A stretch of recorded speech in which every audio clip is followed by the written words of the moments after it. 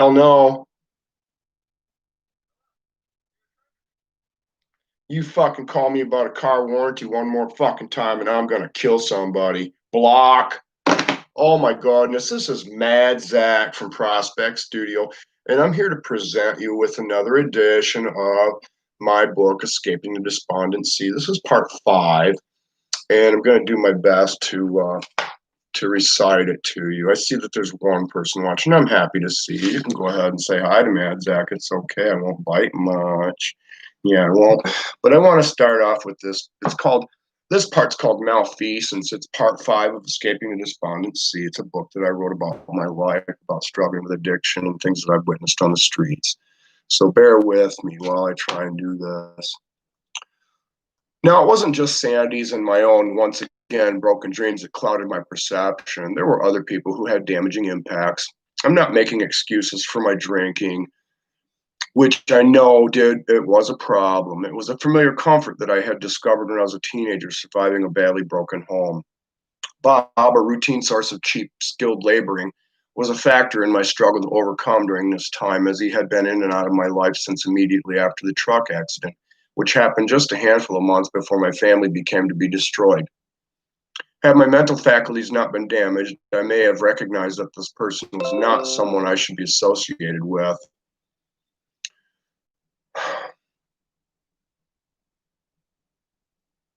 As I think about it now, I wonder if it wasn't his twisted aura that poisoned my own. It's a very personal story. I hope you appreciate it. Bob had his house up for sale while building himself another one that was very much like it. The only person who became interested in it had no credit of any use who was unable to purchase the home. Bob, needing to unload it, had a discussion with the loan officer about his little problem. Now, this is an interesting aspect. You need to pay very close attention to what old Master Zach has to say. Well, Mad Zach's got a lot of exposés in this story, and I'm glad somebody else is joining me to take part in this. I'm very happy to see you. We were going on about the loan. So Bob had his house up for sale while building himself another one that was very much like it. The only person who became interested in it had no credit of any use, and he was unable to purchase the home. Bob, needing to unload it, had a discussion with his loan officer about this little problem. The fact that this particular loan officer was known as the Loan God, which was his vanity plate, what made Bob seek out his confidence in regards to how he could unload this house. The arrogance and vanity of this particular loan officer was evident by way of his vanity plate on his automobile. The vanity plate on his car says Loan God. His manipulation included instructions to Bob that he needed to bring the money that the potential buyer was required to have in order for the loan and purchase to be made possible. That meant that Bob would have to bring $15,000 cash to the table, placing the pile of money in front of the buyer as if it were his money, which he then slid towards the loan officer as if he was paying it. Ah! Oh, the deal was sealed and Bob could now move on with his plans. The whole thing was fraudulent and is part of what is plaguing us this very day. Yes, fraud and manipulation because nobody's honest. Part of Bob's browbeating of me was to throw these things in my face like I was nothing, insignificant, always saying that I needed to start small and work my way up, stating that he got what he has in life because he took it. Myself, I'm not like that. All I could do was to pretend to listen intently, as if he was some kind of teacher or leader to me. He would inundate me with these kinds of things throughout the day. My theory is that he could not handle his own conscience, needing to drown it out by ripping on me constantly. Luckily for him, I was used to it since my so-called father was much the same, constantly beating me into submission, which I stubbornly fought from the beginning, much to his dismay. No matter how much he beat me or smacked me, I would get back up. He would refuse to listen to something I had to say, swatting me in the face and telling me to tick lock. But I would keep on. No matter how many times he hit me, demanding me to shut up, I would continue, forcing him to work harder. Just as much as he could dish out, I would provide an equal amount of resistance, equal or greater. All my tolerance of pain is extremely high as a product of that abuse. That is a triumph for myself. No one can hurt me now. No one can hurt me. By this time, I got home from work with Bob. I was a useless heap of flesh. I couldn't talk very well, stuttering my words and becoming hard to string them together in sentences. My hand would curl up in an odd way that I'd only seen in invalids. During the day, I would be subjecting myself to a barrage of abuse, things like semantic lectures of statements such as, my kids got me this and that for Father's Day. What'd your kids get you, Daddy? Or, you must not have been that great of a husband, or your wife would have never divorced you.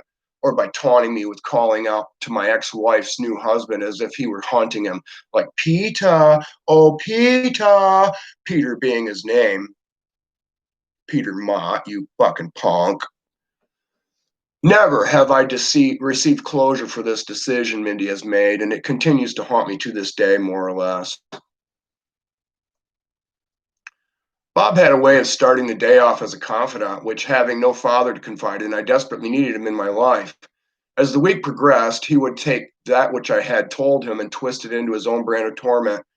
I would continue to persevere and do my best work for this man, constantly trying to prove my worth, sometimes on a minute to minute basis. Just as often, I would secretly forgive him. The abuse I endured would only be the cork that seemed to keep me tucked in the bottle, especially after telling me things like, maybe you just don't know how to suck up right, which to me meant that I should be serving as intimate perversions, to put it lightly.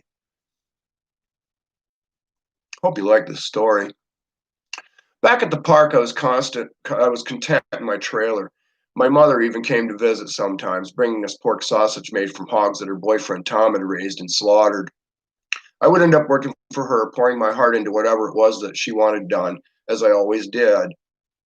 We had been having trouble with the van. It would get worse, running out of gas all the time because of so little money and the defective gas gauge typical of Fords from the 80s. The season came to an end, and we had to move back to the River Pines since the camper was not paid off yet. I scrambled to get it winterized. The entire bottom needed to be wrapped in skirting before the cold weather, which put me under the gun because the cold was already upon us. I had no choice or assistance to get the work done before the snow started flying. One freeze could create so many headaches for us that I couldn't begin to calculate the potential expenses.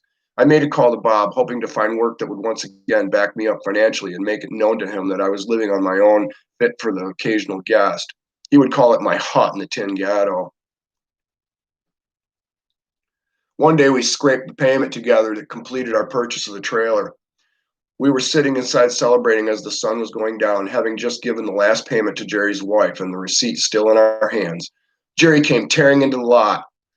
We had he came upon pounding on the door. He seemed upset, which we were used to. We opened the door to an irate shyster, saying that we lost our agreement because we messed up on the payments. What he was really upset about was that he had no intention of us paying it off, knowing that we were cash poor and banking on us having a hard time doing it because it was a land contract. We were supposed to mess up. He was working at making it impossible to make the last payment, if none of the others, by not being there to accept it or write us a receipt. But his wife was at home right at the right moment for us to do so. He figured it would be like shooting at a dead man, and he knew we wouldn't be able to fight him in court over it. This was a money scandal of his, not the only one. He had made a bet and lost, and boy, he was more angry when he left. He slammed the door so hard that it shook the whole trailer, knocking stuff off the walls and jamming the door. We couldn't get the door back open. So couldn't get it back open to get out of. We just smiled and laughed to each other. We had finally won something. We finally won something. Come to find out, oh, this was good. Come to find out, Jerry had been caught with his hand in the park till. Yeah, he had been caught renting out the modular units that were for sale and pocketing the money. Only Jerry knows how much money he embezzled. Jerry Cannon is his name. He used to be an FBI agent. Jerry Cannon, come sue me, bitch. Yeah, Jerry Cannon. Fucking punk. Yeah, only Jerry knows how much money he embezzled. He was ousted from the managing of the park and forced to take up residence in his own motorhome. A brand new Bounder. Oh my goodness, how did Jerry afford that? An embezzling son of a bitch. Money sources were about exhausted, and lot rent was becoming difficult for us to maintain. We had not missed any trailer payments or electric bills, and I had no phone bill because Dan Doyle had given me a phone as part of the money I had earned but never got due to the purchase of his Harley Davidson Fat Boy. Yeah, which used up the money he had been paid for the contract to finish the log home for the Minster family, Mark and Connie Minster. Sue me, bitches. Yeah, sue me. Dan repeatedly denied wrongdoing, but taking into consideration the things that Mark and Connie had to say about what they paid him for the project, I'm not sure that karma was going to let him slip by unscathed or seeming violation of our trust. Oh my God, this gets better. You better stick around. This took place while I had become involved with Michelle Shackleton just before I met Sandy. Another flashback. Out of my desperation for an income and my innate ability to extend trust to anyone for a chance to earn their own, my site failed to recognize the paid meals and few dollars now and then instead of a check as part of the scam. Dan kept promising me the pay would come when we finished the project, while he petered out a few dollars each week to keep us hanging on for as long as he could. This was a classic carrot and stick tactic used in the construction business to take advantage of subcontractors and their labor. You sons of bitches. I'm so fucking glad I'm not in the construction business anymore, you fucking pricks. I set the standards, you assholes. Yeah. Mm-hmm. I like to call it the West Michigan trade robbery. West Michigan, home of the Dutch fucking mafia and the Grand Rapids Home Builders Association. You fucking cocksuckers. Sue me, bitches. Yeah, never mind that I was happy to be working on a log home with people whom I felt were my friends that I knew from the past. The small detail helped me to keep completely blinded to what was really going on. Yeah. Oh, I was blinded. I wanted to be loved so much. Keeping on at my trade and trusting Dan, I whistled the song in my heart. Other than Dan Doyle, Bill Bolthouse, and a young guy Dan had working with him for quite some time on this various projects in the past several years. He also had his son Danny Jr. and his daughter Mandy helping him off and on as he needed them. Dan kept managing the land gigs like the carpentry gig while working as a licensed electrician, serving run-down mobile homes and small businesses that use antiquated warehousing spaces to run their shops out of. Yeah, don't fuck with Mad Zach. I'm telling it like it is. Ain't no candy coating shit. It was one of those dilapidated buildings that Dan ran into Bill at while Bill was performing plumbing tests for a crook named Gary McQuaig. Sue me, Gary, who kept Bill around for inexpensive under the table cash labor. Yeah. Dan's son Danny was working with him from time to time instead of steadily due to substance abuse issues that interfere with work demands. He would be slowly replaced by his oldest sister Mandy, who at 26 years old had just been released from a lengthy jail sentence for substance abuse related to charges herself. Substance abuse charges. Mandy would work a few days a week when she didn't have any further education classes. It would end up being my job to work with her, training her in the carpentry trade. This was mostly because her father lacked the mindset and had little patience or ability to effectively communicate with anyone, move the cursor, Zach, who was without any skills that he tried to use as help. Being a parent and a happy teacher, I corrected her efforts as she worked, rather than blow a lot of wind trying to teach her, which took a lot of time away from my own productivity. This was the right way to go about because I could continue working while observing her, letting the tools she used do the talking, telling me what her instruction needs were. The table saw would holler or sing after a tag team primer lesson. My ears could always tell what I needed to know. Smooth, continuous feed on the boards. It leaves less blade curve to remove and gives less strain on the motor, I would tell her. Mandy was a good student, always eager and very earnest and enthusiastic about learning the finished carpentry trade. She was also motivated since she was mother of two and needed to provide to them without having any help from the children's fathers, unfortunately. One evening, a year or so later, around 9 o'clock in the evening, while Sandy and I were enjoying cocktails around our fire pit, I received a phone call that came and to do some emergency repairs at the Gizon building in Grand Rapids near the corner of Plainfield Avenue and Leonard Street. Apparently, someone went through the building, busting down doors in some of the most active musicians' studio spaces where they stole anything of value. For some reason, Dan Doyle gave them my number, which I'm glad he did because I could use every dollar I could get my hands on at the time, especially since I was still feeling the sting of being robbed of the Minster Log Home project. Sandy and I immediately jumped in the van and dashed out to perform the repairs and collect the money that was being offered. Oh my God. One day, while at the same studio building, about a year or so after that, I was told of how Dan Doyle's daughter Mandy had been found dead of an overdose in her apartment. I was told the evidence was found in her apartment that indicated her body had been violated after her death, as well as violating one of her children in the home at the time. Apparently, this evidence supported blatant sexual misconduct to both of them. I instantly became weak and my knees buckled, collapsing me to the ground. My stomach retched with dry heaves and my eyes flooded with tears as the news sunk in. It was as if she were my own child that had died, and it had been my own grandchild that had suffered this terrible atrocity. Mandy was only 29 years old.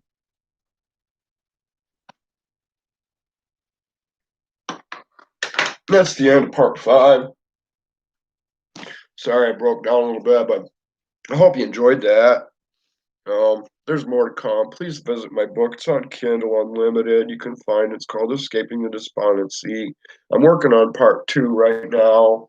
Hopefully this winter I'll have it done before I drop dead of a heart attack. Fucking quit calling me, some bitches. God damn them. I'm outie. Peace, love, and care. Prospect Studio. Come and see me. You might find something special. You will find something special.